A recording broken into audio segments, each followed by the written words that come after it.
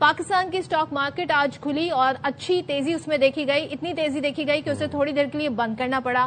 اسی طریقے سے ہم دیکھ رہے ہیں کہ جب جنگ ہو رہی تھی اور معیشت دنیا کی متاثر ہو رہی تھی تو دنیا بھر کی سٹاک ایکسچینج ڈاؤن ہو رہی تھی اور وہاں پر بھی پیٹرول پرائز بڑھ رہے تھے, لیکن آج 95 فی بیرل پر تیل پہنچ گیا. تو یقیناً ایک خوشائن خبر ہے تب پوری دنیا کے لیے. اس سے ظاہر ہے مہنگائی جو آئی تھی اس پہ بھی فرق پڑے گا, ہم ریورس ہوتے ہوئے صورتحال دیکھیں گے. آئی ہوپ کہ ایسا ہو, لیکن یہ بڑی امپورٹنٹ ڈیولپمنٹ ہے جس کو بتانا ضروری ہے کہ اس جنگ کی وجہ سے دنیا بھر کی معیشت کو جو دھچکا لگا تھا اب وہ ہمیں تھوڑا بہت ریورس ہوتا ہوا نظر آ رہا ہے. And we are very hopeful and we are very positive. یہ جو ریورسل ہے یہ پاکستان میں بھی ہم دیکھیں گے انفلیشن کا. خاقان نجیب صاحب ہمارے ساتھ موجود ہیں. خاقان صاحب بہت شکریہ, آپ نے پروگرام کے لیے وقت نکالا.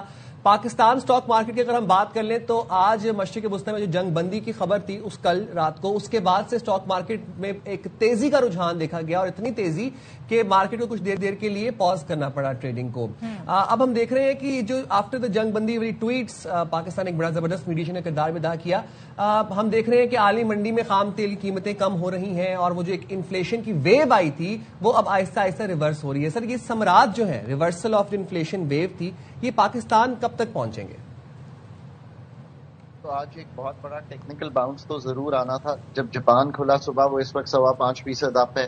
تیل کی قیمت 13% تقریباً آج کی مارکیٹ میں ڈاؤن ہے. آسٹریلیا, ایسٹ ایشیا سب 2 سے 3% اپ تھے, اس وقت بھی 3% پلس اپ ہیں.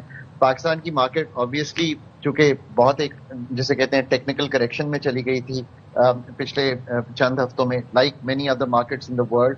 سو جو سیلنگ ہوئی تھی انہوں نے واپس اپنے آپ کو ریٹریو کرنا تھا, اس کو اس طرح سمجھیے.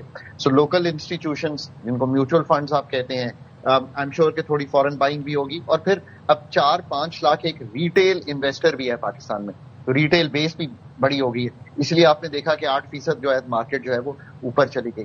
آئل کے ساتھ بڑی نیگیٹو کورولیشن ہے, یعنی کہ آئل جب نیچے جاتا ہے تو مارکیٹس اوپر جاتی ہیں. یہ ایک رہی ہے بیکاز آئل انفلیشنری ہے. جیسے آپ نے کہا آئل آج بھی یاد رکھیے فاسل فیولز 85% ورلڈ انرجی کو سپلائی کرتے ہیں, اور آپ نے فاسل فیولز میں بہت سا جو امپورٹنٹ فاسل فیولز ہیں ان کو ڈسٹرب کر دیا. اور نہ صرف فاسل فیولز, 20% وہاں پہ ڈسٹرب ہوا تھا اسٹریٹ آف ہارمز میں, LNG, اور پھر ایک مڈل ایسٹرن کانفلکٹ جو پوری دنیا کو ایک طرح سے لگتا تھا کہ لپیٹ میں لے رہا ہے. ساؤتھ ایشیا امپورٹر ہے, ایسٹ ایشیا امپورٹر ہے, یورپ امپورٹر ہے.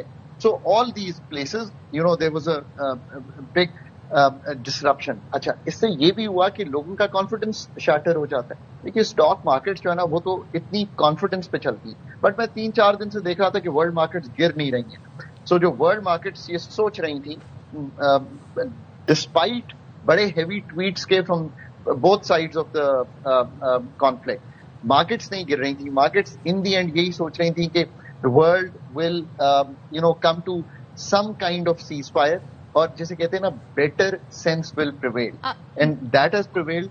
And the good part صدف ہے کہ یہ دونوں طرف سے ہے, چونکہ ایون ایران کے بیانات بڑے کلیئر ہیں, اینڈ دین وی مسٹ سے پاکستان کا کردار, چین کا کردار. خاقان صاحب مجھے بتائیے گا, یہ جو 2 ہفتے کی ونڈو ملی ہے اس میں ہم ایکسپیکٹیشن کیا رکھیں آئل پرائز کے حوالے سے, مارکیٹس کے حوالے سے, اور اس کے اثرات جو انفلیشن کی صورت میں ہمارے ملک میں یا دیگر کنٹریز میں ہوتے ہیں. یہ 2 ویک کی جو ونڈو ہے یہ ہمیں کتنا سٹیبل کر سکتی ہے, یا ابھی ہم ویٹ اینڈ واچ والی سچویشن میں ہیں؟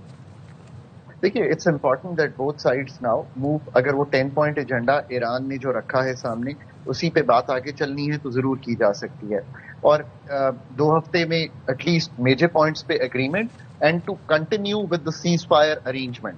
تو this is the 2 expectations we must have, اور جو دونوں سائڈز ہیں وہ اس چیز کو کریں. اور پھر میں یہ بھی سمجھتا ہوں کہ شور پاکستان از اے میجر میڈیٹر, بٹ جو خطے کے اور لوگ ہیں, اور چائنا ہے, اور چائنا کو ہم نے ساتھ لیا ہے اور ہمیشہ لے کے چلنا چاہیے, بیکاز ہمارا جسے کہتے ہیں نا بیل ویدر فرینڈ ہے وہ. ان 2 ہفتوں میں امپیکٹ پڑے گا آئل پرائز پر؟ خاقان صاحب میں یہ جاننا چاہ رہی ہوں. اس ہفتے میں تو شاید آئل کی قیمت نیچے نہیں جائے گی پاکستان میں میجرلی, بٹ آنے والے ہفتوں میں اگر آئل کی قیمت نیچے چلی جاتی ہے, اور جو اس وقت $95 کے قریب ہے, اور برینٹ دبئی کا بھی, تو آنے والے ہفتوں میں آئی تھنک کہ آپ ایک جیسے کہیں گے نا decreasing trend of oil, especially diesel جو $230 بیرل کا ہو گیا تھا, اس میں ایک خاطر خواہ جب کمی آتی ہے تو آپ پاکستان میں بھی وہ ٹرینڈ جو ہے وہ دیکھ سکیں گے. تاکہ جو انفلیشنری امپیکٹ ہے اس کو بالکل صحیح آپ کہہ رہے ہیں فوری طور پہ سنبھالا جائے، تاکہ اپریل کی انفلیشن اتنی بڑی ہوئی نہ آئے اور ہمیں جسے کہتے ہیں نا بینکس کے ریٹ کو بھی ٹائٹن نہ کرنا پڑے. I think that's the over all situation. اور یہ جو ہفتہ وار ایڈجسٹمنٹ تھی پیٹرولیم پرائسز کی، یہ اس لیے شروع کیا گیا تھا کیونکہ بہت فلکچویٹ کر رہی تھی، انکنسسٹنٹ تھی عالمی مارکیٹ میں خام تیل کی قیمتیں. تو اس ہفتے کے تو سودے وغیرہ وہ چیز پرچیزنگ وغیرہ والا سین تو وہ ہو گیا ہوگا، بٹ نیکسٹ ویک سے آپ یہ کہہ رہے ہیں کہ ہم ایکسپیکٹ کریں اور ہم پازیٹیو رہیں کہ پاکستانی پیٹرولیم مصنوعات کی قیمتیں ڈکریز ہونا شروع ہو جائیں. امید رکھنی چاہیے، اس لیے کہ آہستہ آہستہ جیسے جیسے قیمتیں ڈکریز کرتی ہیں، ہم نے پہلے ہفتے میں انکریز بھی تو کر دی تھی نا 55 روپے، تو کہ پرانے سٹاک پہ کی تھی. تو جیسے جیسے ہم اسی کو اگر آج اپلائی کریں تو جو سٹاک پڑا بھی ہے، بٹ اگر ورلڈ پرائز جب اوگرا کیلکولیٹ کرتا ہے دبئی اور سنگاپور کا فلیٹس لے کے پاکستان میں اگر وہی فارمولا رہے اور $230 کی ڈیزل کی قیمت $150 پہ آ جاتی ہے تو $150 پہ لی جائے گی. اور ابھی بھی ویسے بدھ ہے، سو ہو سکتا ہے کہ ایک آدھ دن میں اگر یہ پرائس ایوریج کی جائے تو تھوڑی سی ریڈکشن کی گنجائش ابھی بھی نکل سکتی ہے. شاہ خاقان صاحب، آپ سے بات کر کے بڑی خوشی ہوتی ہے، لیکن آج بہت خوشی ہو رہی ہے جب آپ نے مجھے بتایا کہ پرائز جو ہے وہ نیچے آ سکتے ہیں، کیونکہ یہ ہر آدمی کا مسئلہ ہے، ہر انسان اس سے ریلیٹ کر رہا ہے اور ظاہر ہے سب چاہتے تھے یہ جنگ جو ہے یہ ختم ہو. تھینک یو سو مچ خاقان نجیب صاحب.